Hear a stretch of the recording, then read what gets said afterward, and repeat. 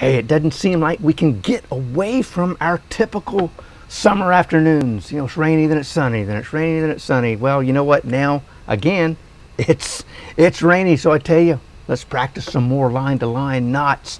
We're going to take a look at the Yucatan Knot and the AlbertoKnot. Welcome to Gourmet Fishing. I'm your host, David Murray. So, hey, why don't we go ahead and get practicing those two knots right now?